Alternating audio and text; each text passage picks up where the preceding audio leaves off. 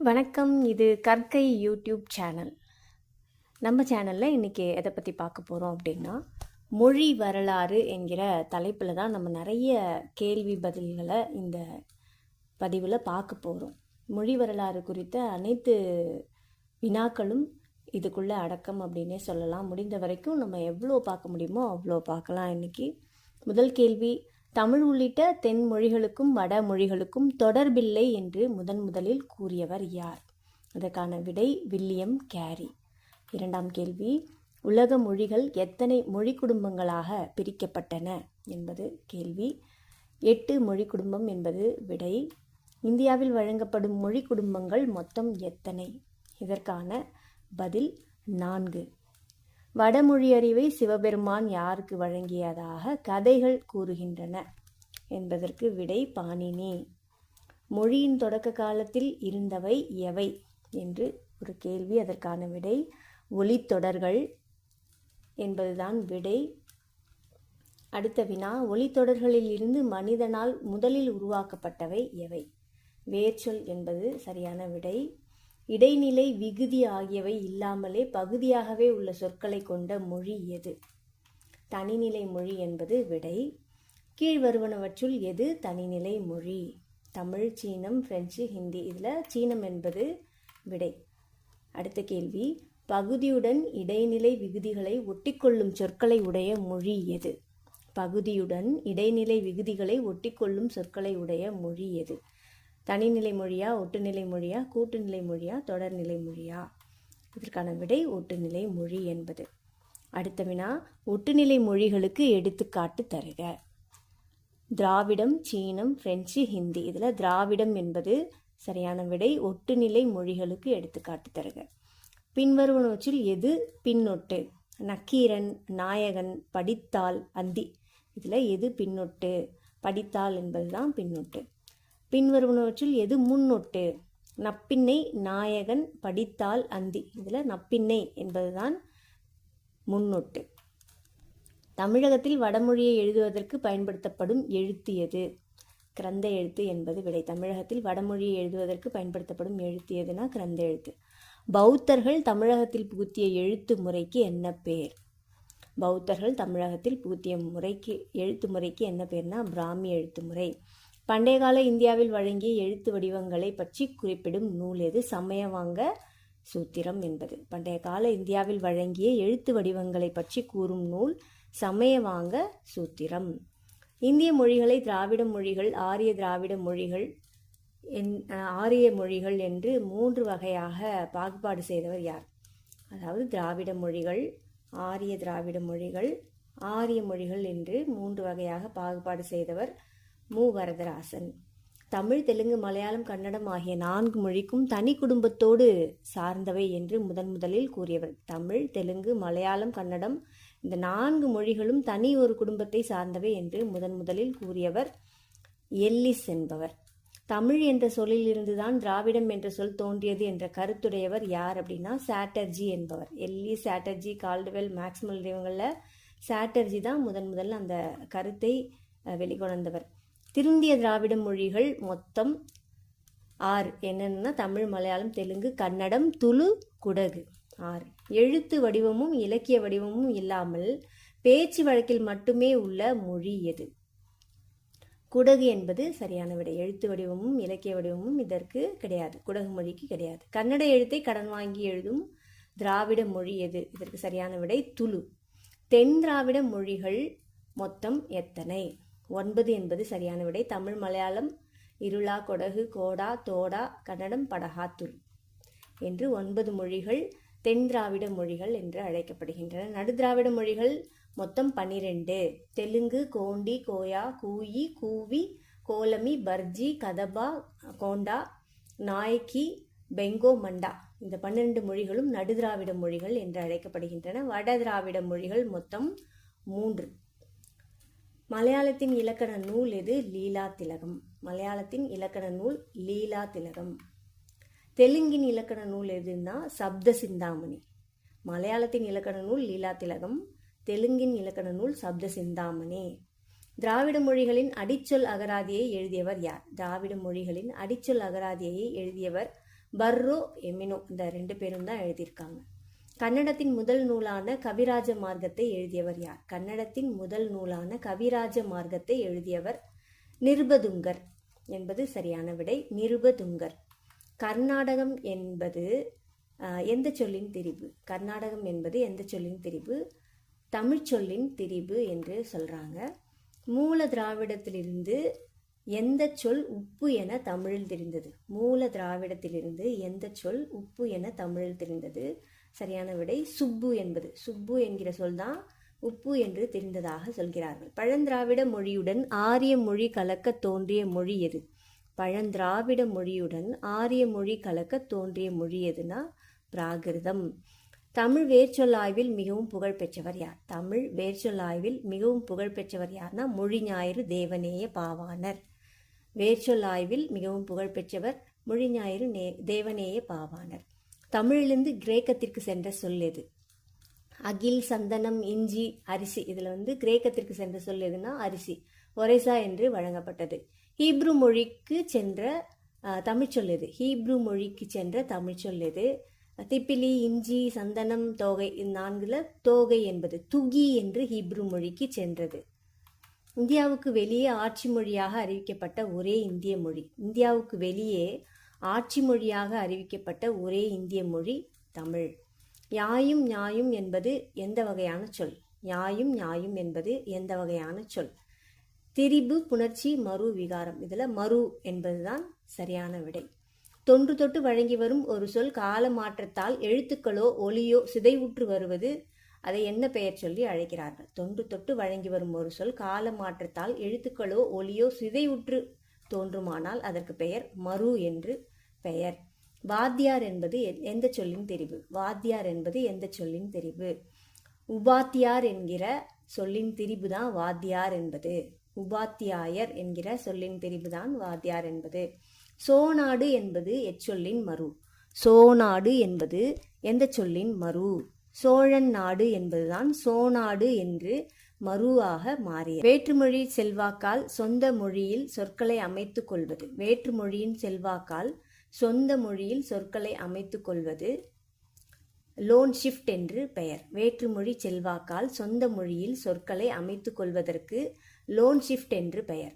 கிளைமொழியை கண்டறிய மொழியின் அறிஞர்கள் பயன்படுத்துவது எது? கிளைமொழியை கண்டறிய மொழியின் அறிஞர்கள் பயன்படுத்துவது மொழி பாகுபாட்டு கோடு. மொழி பாகுபாட்டு கோடு என்ற ஒன்றை வைத்து கிளைமொழியை மொழியியலாளர்கள் கண்டுபிடிக்கிறார்கள். கிளைமொழி என்பதை தொல்காப்பியர் எவ்வாறு குறிப்பிடுகிறார்? கிளைமொழி என்பதை தொல்காப்பியர் எவ்வாறு குறிப்பிடுகிறார்? திசை சொல் என்று குறிப்பிடுகிறார். அடிச்சொல் தனித்து நின்று பொருள் உணர்த்தின் அதற்கு பெயர் என்ன? அடிச்சொல் தனித்து நின்று பொருள் உணர்த்தின் அதற்கு பெயர் என்ன? தனிநிலை மொழி. ஒரு சொல்குறியை ஒழித்து அதனை வேறொரு சொல்குறியால் சொல்லி அழைத்தல் அதற்கு என்ன பெயர்? ஒரு சொல்குறியை ஒழித்து அதனை வேறொரு சொல்குறியால் சொல்லி அழைத்தல் அதற்கு என்ன பெயர்னா குழு குறி. ஒரு துறை அல்லது துறை சார்ந்த மொழியை எவ்வாறு அழைப்பர்? ஒரு துறை அல்லது துறை சார்ந்த மொழியை எவ்வாறு அழைப்பர்? சிறப்பு மொழி என்று அழைப்பர். விதிமுறைகள், சட்டதிட்டங்களை, கட்டுப்பாடுகள், தலைகள் எதிலும் சிக்காத தன்னியல்பான மொழியை திருந்தாத மொழி என்று கூறுவர். விதிமுறைகளுக்கோ சட்டதிட்டங்களுக்கோ கட்டுப்பாடுகளுக்கோ தலைகளுக்கோ உட்படாத ஒரு தன்னியல்பான மொழி என்பது திருந்தாத மொழி என்று அழைக்கப்படுகின்றது. டிரைவ்டு வேர்ட்ஸ் என்பது என்ன? டிரைவ்டு வேர்ட்ஸ் என்பது என்ன? புதிய சொற்களை உருவாக்குதல் என்பது பொருள். 5 எழுத்தால் ஒரு பாடையும் அறையவும் நாணுவர் அறிவுடையோரே என்று கூறியவர் யார்? 5 எழுத்தால் ஒரு பாடையும் என்று அறையவும் நாணுவர் அறிவுடையோரே என்று கூறியவர் யார்? சுவாமிநாத தேசிகர். அவர் தான் சொல்லியிருக்காரு. இலக்கண கொத்து அப்படிங்கிற நூலில் சொல்லியிருக்காரு. மணிப்பிரவாள நடை என்பது தமிழும் வடமொழியும் கலந்து பேசுவது மணிப்பிரவாள நடை. தொல்காப்பியர் வடமொழி பெயராக சொல்லப்படுவது, தொல்காப்பியருடைய வடமொழி பெயராக சொல்லப்படுவது எதுனா திரண தூமாக்கினி என்பது. திரண தூமாக்கினி என்பது தொல்காப்பியருக்கு வழங்கப்படும் வடமொழி பெயராகும். அடுத்தது பாருங்க, 52வது வினா. இல என்பது லே என்றாதலும் இர என்பது ரே என்றாதலும் எவ்வகையான திரிபு? இல என்பது லே என்றாதலும் இர என்பது ரே என்றாதலும் எவ்வகையான திரிபு? ஒலி இடம்பெயரல் என்று கூறுகிறார்கள். கசடதபர என்னும் வல்லின மெய்கள் கசடதபர என்னும் வல்லின மெய்கள் வெடிப்பொலிகள் என்று அழைக்கப்படுகின்றன. கசடதபர என்னும் வல்லின மெய்கள் வெடிப்பொலிகள் என்று அழைக்கப்படுகின்றன. தமிழ் ஒலிகளின் உச்சரிப்பினை விளக்க தொல்காப்பியத்தில் உள்ள இயல் எது? தமிழ் ஒலிகளின் உச்சரிப்பினை விளக்க தொல்காப்பியத்தில் உள்ள இயல் எது? பிறப்பியல் என்பது சரியான விடை. பிறப்பியலில் தான் எழுத்துக்கள் பிறக்கும் வகை முறை இது எல்லாத்தையுமே அழகாக சொல்லியிருக்காரு. 10 என்ற எண்ணுப்பெயரின் மாற்று வடிவம் எது? 10 என்ற எண்ணுப்பெயரின் மாற்று வடிவம் எது? பக்து என்பது. போலும் என்பது போன் என்றாவது, போலும் என்பது போன் என்றாவது மெய்மயக்கம் என்று அழைக்கப்படுகின்றது. உந்தி முதலாம் உந்துவழி தோன்றி தலையினும் இடற்றினும் நெஞ்சினும் நிலையி என்ற வரிகள் எந்த நூலில் இடம்பெற்றிருக்கு? தொல்காப்பியம் என்பது இதற்கான சரியான விடை. இதுதான் எழுத்துக்கள் பிறக்கக்கூடிய முறையை தொல்காப்பியர் சொல்லக்கூடிய நூற்பா. சந்தியகரம் எனப்படுபவை எவை? ஐயும் ஆவும் சந்தியகரம் என்று அழைக்கப்படுகின்றன. ஐயும் ஆவும் சந்தியகரம் அல்லது கூட்டுயிர்கள் என்று அழைக்கப்படுகின்றன. ஆவும் ஈயும் சேர்வது ஐ, ஆவும் ஊவும் சேர்வது அவ் என்று 2 உயிர்கள் கூட்டுயிர்களாக சேர்வது சந்தியக்கரம் என்று அழைக்கப்படுகின்றது. அதே போல் உருபன்களின் கட்டமைப்பை பற்றியது எது? உருபனியலா, உருபனொலியலா, தொடரியலா, ஒலியனியலா? விடை உருபனியல். தனித்தமிழ் இயக்கத்தின் தந்தை என்று அழைக்கப்படுபவர் யார்? எல்லோருக்கும் தெரிந்தது மறைமலை அடிகள் தான் தனித்தமிழ் இயக்கத்தின் தந்தை என்று அழைக்கப்படுகிறார். குகை கல்வெட்டுகளின் எழுத்து மொழி பிராமி என்று கூறியவர் யார்? இதை தான் அதில் மாற்றி போட்டிருக்கு. தேப்போ மீனாட்சி சுந்தரம் என்பது சரியான விடை. குகை கல்வெட்டுகளின் மொழி பிராமி மொழி என்று, அந்த மொழி தமிழ் என்றும் கூறியவர் தேப்போ மீனாட்சி சுந்தரம். தெலுங்கு மொழிக்கு இலக்கணம் எழுதியவர் யார்? தெலுங்கு மொழிக்கு இலக்கணம் எழுதியவர் யார்? நம்ம ஏற்கனவே தெலுங்கில் இலக்கண நூல் எதுன்னெலாம் பார்த்தோம். கேசவர் என்பது சரியான விடை. தெலுங்கின் இலக்கண நூலான சப்த சிந்தாமணி எம்மொழியில் எழுதப்பட்டது? சமஸ்கிருதம். தெலுங்குடைய இலக்கண நூல் சப்த சிந்தாமணி சமஸ்கிருதத்தில் எழுதப்பட்டிருக்கு, தெலுங்குல எழுதப்படல. திருந்தாத திராவிட மொழிகளுக்கு முதன்மை கொடுத்து ஆய்வு செய்தவர் யார்? இவர்தான். திராவிட மொழிகளை பற்றி மிகுதியாக ஆய்வு செய்த பல்கலைக்கழகம் எதுன்னா சிதம்பரத்தில் இருக்கக்கூடிய அண்ணாமலை பல்கலைக்கழகம். திராவிட மொழிகளை பற்றி மிகுதியாக ஆய்வு செய்த பல்கலைக்கழகம் அண்ணாமலை பல்கலைக்கழகம். மூல திராவிட மொழியிலிருந்து பிரிந்த முதல் மொழி எது? மூல திராவிட மொழியிலிருந்து பிரிந்த முதல் மொழி எது? துளு என்பது அதற்கு சரியான விடை. அதனால தான் கொஞ்சம் தமிழ்லேருந்து அதிகமான வித்தியாச உச்சரிப்புகளையும் ஒலி அளவில் உச்சரிப்பு வேறுபாடுகளை அதிகமாக பிரிச்சிருக்கிறது. மூல திராவிட மொழியிலிருந்து மிக பிற்காலத்தில் பிரிந்த மொழி எதுன்னா மலையாளம். அதனால தான் அது உச்சரிப்புலேயும் அமைப்புலையும் பார்த்திங்கன்னா கிட்டத்தட்ட தமிழ் மாதிரியே இருக்குது. அது லேட்டாக பிரிஞ்சதால் அந்த மாதிரி. தெலுங்கரும் கன்னடியரும் தமிழை எவ்வாறு அழைப்பர்? அரவம். தமிழை அரவம் என்கிற சொல்லால் சொல்லுவாங்க. தெலுங்கரும் கன்னடியரும் தமிழை அரவம் என்று அழைக்கிறார்கள். மூல திராவிட மொழியில் இடம்பெறாத உயிரெழுத்துக்கள் எவை? மூல திராவிட மொழியில் இடம்பெறாத உயிரெழுத்துக்கள் எவைனா ஐயும் ஆவும். குரூக், மால்டோ, பிராகுயி ஆகியவை எக்குடும்பத்தை சார்ந்தவை? குரூக், மால்டோ, பிராகுயி ஆகியவை எந்த குடும்பத்தை சார்ந்தவை? வட திராவிடம். வட திராவிடம் என்பது சரியான விடை.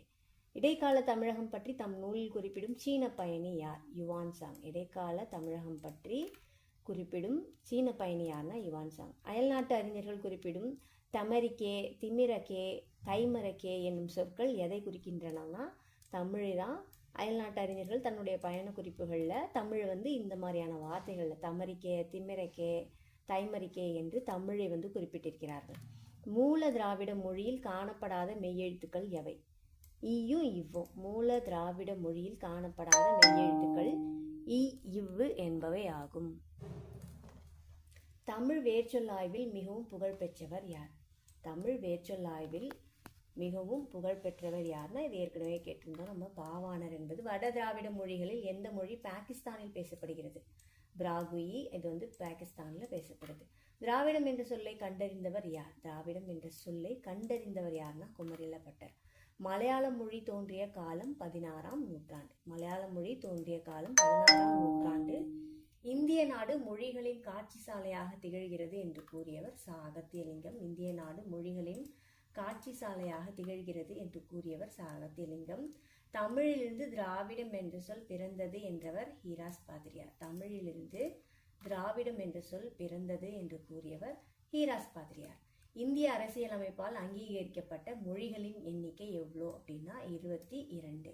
இந்திய அரசமைப்பால் அங்கீகரிக்கப்பட்ட மொழிகளின் எண்ணிக்கை 22. கிட்டத்தட்ட 80 வினாக்கள் மொழி வரலாறு தொடர்பாக மொழி வரலாறு எழுதிய பல மொழியியல் அறிஞர்களின் நூல்களிலிருந்து தொகுத்து சொல்லப்பட்ட வினாக்கள் அனைத்தும் இதில் சொல்லப்பட்டிருக்கு. கிட்டத்தட்ட முடிந்தவரை மொழி வரலாறில் இருக்கக்கூடிய முக்கியமான வினாக்கள் அனைத்தும் இதில் நான் சொல்லியிருக்கேன்.